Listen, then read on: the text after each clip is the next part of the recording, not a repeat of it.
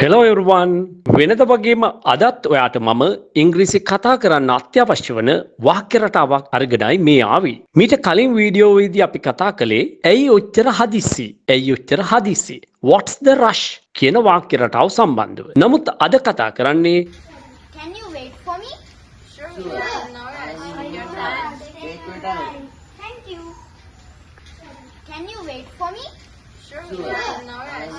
Your time. Take your time. Thank you. Can you wait for me? Sure, I'll be no rush. Take your time. Thank you. Can you wait for me? Sure, I'll be no rush. Take your time. Thank you. මට හදිස්සියක් නෑ. ඔයාට ඕන තරම් වෙලා ගන්න. එයාට හදිස්සියක් නෑ කසාද බඳින්න. මට හදිස්සි නෑ. ඔයා ඕක හෙට කරලා දෙන්න. මෙන්න මේ වාගේ අදහස් කොහොමද ඉංග්‍රීසියෙන් කියන්නේ කියලායි අද දවසේදී අපි කතා කරන්නේ. ඒ නිසා සුපුරුදු විදිහටම පාඩමේ මුල ඉඳන් අවසානයේ දක්වා වීඩියෝව ස්කිප් නොකර හොඳින් ශ්‍රවණය කරන හොඳින් නරඹන ඔයාට මේ සියල්ල අඩු නැතුව ඉගෙන ගන්න හැකියාව තියෙනවා.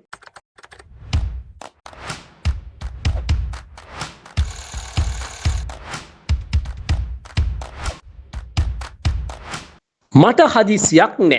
I'm in no rush. I'm in no rush කියන ෆ්‍රේස් එක. In no rush කියන එකයි ඔයා පාඩම් කරගන්න ඕනේ. I'm in no rush. මට හදිසි නෑ. I'm in no rush. ඉතින් මෙන්න මේ ෆ්‍රේස් එක කිහිප සැරයක් කියමින් ඔයා පුරුදු පුහුණු වීම කරන්න. මට හදිසියක් නෑ. I'm in no rush. අපිට හදිසියක් නෑ. We are in no rush.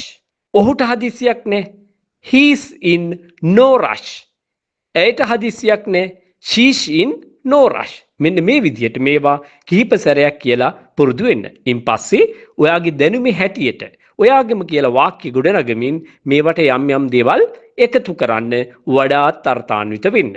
මේ වීඩියෝයේදී මම ඔයාට උදාහරණ වාක්‍ය 10ක් දෙනවා. ඉතින් මේ 10 හොඳින් ප්‍රැක්ටිස් කළත් ඔයාට මේ වාක්‍ය රටාව මතක තියාගන්න පුළුවන්. I'm in no rush. Take your time. මට හදිස්සි නෑ. ඔයා ඇති වෙන්න වෙලාව ගන්න.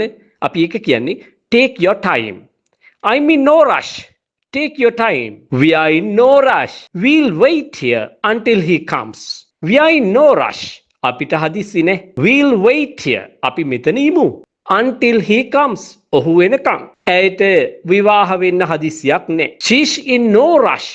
මොකටද? To get married. To get married. She's in no rush to get married. ඇයට විවාහ වෙන්න හදිසියක් නෑ. එයාට කසාද බඳින්න හදිසියක් නෑ.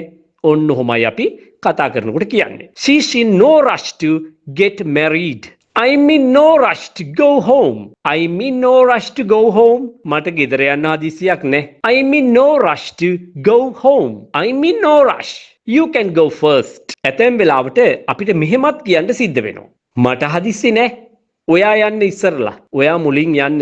මට හදිස්සි නෑ. කොහොමද ඒක අපි කියන්නේ? I'm in no rush. You can go first. I'm in no rush. You can go first. මේක first කියන්න එපා. නිවැරදි උච්චාරණය first. We are in no rush to buy a car. We are in no rush to buy a car. මොකද්ද මේ කියන්නේ? අපිට හදිස්සියක් නෑ. We are in no rush. මොකටද? To buy what? මොකද්ද? A car. We are in no rush to buy a car. අපිට car එකක් ගන්න හදිස්සියක් නෑ. හදිස්සි තිබුණත් ගන්න විදියකුත් නෑ. මේ තියෙන ගණන් වල හැටියට නේද? He's in no rush. ඔහුට හදිස්සියක් නෑ. To make a decision. Make a decision කියන්නේ තීරණයක් ගන්නවා. ඉතින් කතා කරනකොට අපි මේක take a decision කියලාත් කියනවා. නමුත් වඩාත්ම හොඳ ෆ්‍රේස් එක තමයි make a decision. He's in no rush to make a decision. එයාට තීරණයක් ගන්න හදිසියක් නෑ. He's in no rush to make a decision. I'm in no rush. Let's sit and talk. මට හදිසි නෑ. I'm in no rush. Let's sit and talk. අපි වාඩි වෙලා කතා කරමු. මට හදිසියක් නෑ. අපි වාඩි වෙලා කතා කරමු. I'm in no rush. Let's sit and talk. I'm in no rush. මට හදිසියක් නෑ. You can finish it tomorrow. You can finish it. Finish it. ඔයාට ඒක අවසන් කරන්න පුළුවන්, ඉවර කරන්න පුළුවන් tomorrow හෙට. මට හදිසියක් නෑ. ඔයා ඒක හෙට අවසන් කරන්න, හෙට ඉවර කරන්නකෝ. ඔන්න ඕකයි ඔකේ අර්ථය. කොහොමද කියන්නේ? I'm in no rush. You can finish it tomorrow. I'm in no rush. Take your time and do it. I'm in no rush. මට හදිසි නෑ. Take your time. අපි මුලින්ම කතා කළා ඕක. Take your time. ඔයාට ඇති වෙන්න වෙලාව ගන්න. And do it කියලා මම අලුතෙන් දෙයක් එකතු කරලා තියෙනවා. And do it කියන්නේ ඒක කරන්න. ඔයා ඇතිතරම් වෙලාව අරගෙන ඒක කරන්න. මට හදිසියක් නෑ. කොහොමද අපි ඒක කියන්නේ? I'm in no rush. Take your time and do it. ඉතින් මේක අපිට තව දුරටත් දීර්ඝ කරන්නත් පුළුවන් අපි සතුව තියෙන හැකියාව අනුව. Look at this. මේ බලන්න. I'm in no rush.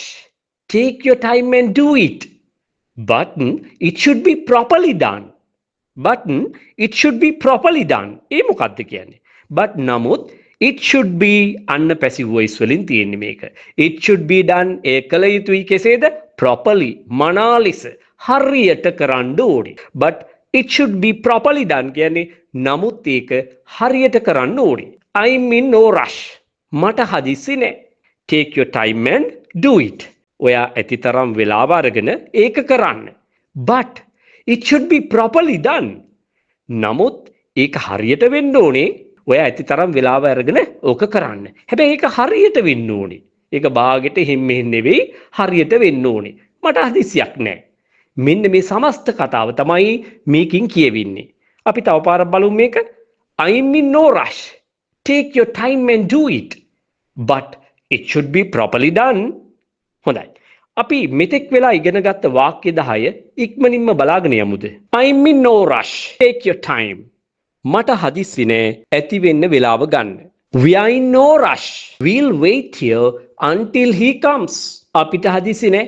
අපි එයා එනකම් මෙතන ඉමු. She's in no rush to get married. ඇයට කසාද බඳින්න හදිසියක් නෑ. I'm in no rush to go home. I'm in no rush to go home. මට ගෙදර යන්න හදිසියක් නෑ. I'm in no rush. You can go first. ඔයා මුලින් යන්න. මට හදිසි නෑ. We are in no rush to buy a car.